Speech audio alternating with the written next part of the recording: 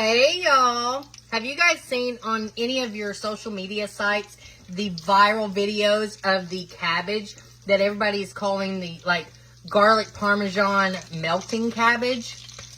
We're going to try that today. Pay no attention to my face. I had a little boo-boo. I'm going to have to get it fixed and looked at. And my little girl done played Doc McStuffins on me. So, first and foremost, get you a nice smaller head of cabbage. You don't get a big one unless you got a huge pan to put it all in. I'm just browning up a little bit of bacon. This is about 3 strips of bacon right here that I'm just browning up to my liking. You don't have to do it all the way because they're going to put it in the oven too. Get you a cabbage. Get it good and washed. Take all the bad leaves off of it. Then, get this bacon out of your grease. You're going to want to keep a little bit of this grease for right now. Alright, let's remove our bacon. Just like that. You can put it on a paper towel if you want to, but it's okay. We kind of want that flavor. We're going to put it back on here anyways. Just like that. Alright. Set your bacon aside. Okay, so the next thing you're going to want to do is with that bacon grease that you have right there, this is optional. The other people didn't do this, but I got some kielbasa still left from where I made another recipe. I want to do that. I want to add it to this recipe because I love kielbasa with cabbage.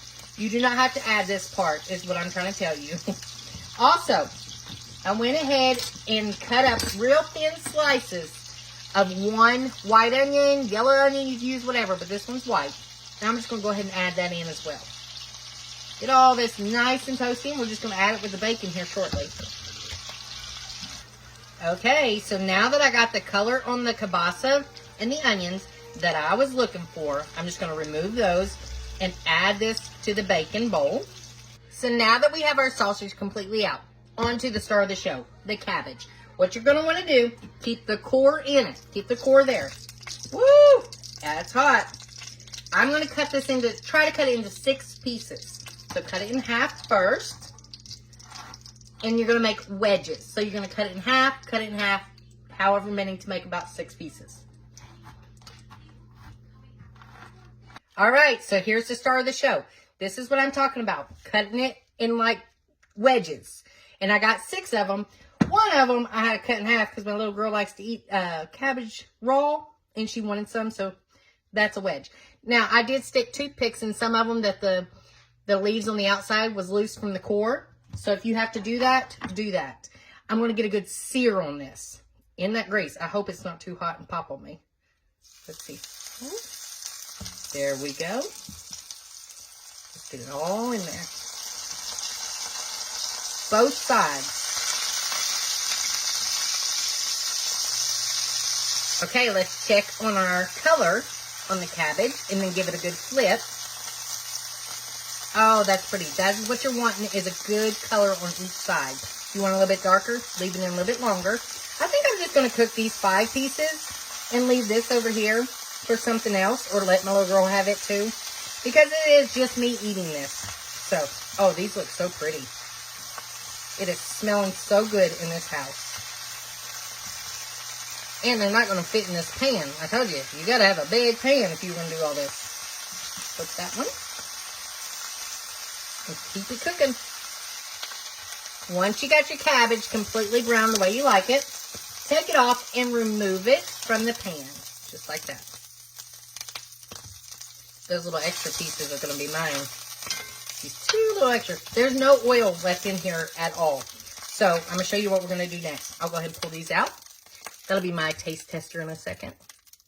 Now, get you about a tablespoon or so of butter. I just have 1 tablespoon here. Just like that. There we go. Add it to the skillet. Turn it down a little bit so you don't burn that butter. Now that our butter is melted down, get you some garlic. I got it upside down because it's all I have left. Or if you got fresh, use fresh. Get that in there and get it flavorful. Get it smelling good. You'll smell it when it's done. You don't want to burn this. So that's why I had you turn it down. Just get it around real quick. It ain't going to take me just a second. Now, get you some heavy whipping cream. You're going to need about a cup. And just add that right on in. Beautiful. Also, get you some chicken broth. About a half a cup of that, or a cup, whatever you prefer, however you want this to be. Let's start flavoring this sauce up. Get a good amount all the way around. Okay, you can use any seasonings that you choose to use. I'm just going to add a little bit of parsley flakes. This does not have a lot of flavor to it, but it will make it pretty at the end. We're going to put some on top. Then you're going to add a little bit of garlic powder and onion powder. These two are staples, both of those. There you go. Seasoning to your taste. If you don't want any of this, don't add it. A little black pepper going in. There we go. Today I'm going to use the Cajun two-step, which is just a Cajun seasonings. You don't have to even put this part. I am. Get that in there real good. I got me 2 ounces of cream cheese that I'm going to add to it and get melted in there.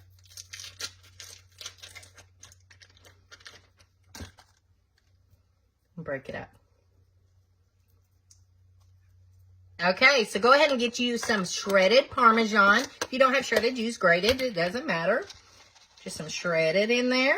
That's going to give it a nice little nutty flavor. And get this all melted up.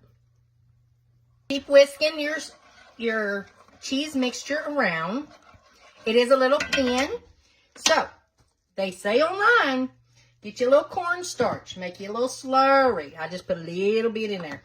Get you some of that chicken broth. We're trying to keep the same flavors. Put that in there. Whisk it up and add it to it. All right. Put it in there and give it a good mix. Okay, so our sauce has a nice thicker consistency to it, thanks to that cornstarch slurry that we put in. Now, what you're going to do, take all that sausage and bacon and onions and add it back in. Just like that. And get that good and mixed. All right, so now that you got your sausage all completely mixed in there, it's time to add the cabbage back in. This is a great part. I'm excited for this. All right, going in. Then go ahead and preheat your oven to 350 degrees. We're going to add this in it uncovered. It says for about 30 to 45 minutes, depending on how soft you like your cabbage. And then we'll check back and see how it turns out.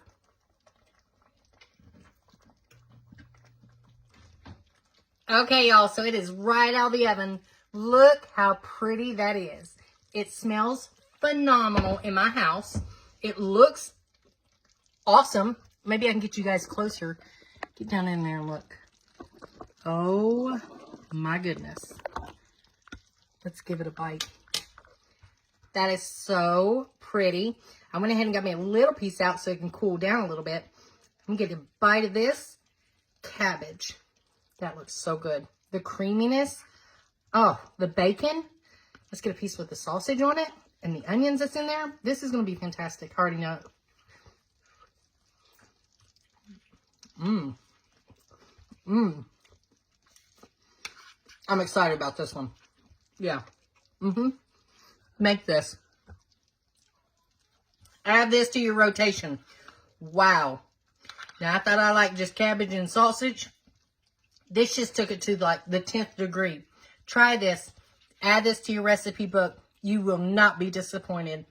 This is a great one. All right, guys. The viral casserole or the viral garlic Parmesan melting cabbage is all that it's cracked up to be. All right, guys. Till next time. Bye, y'all.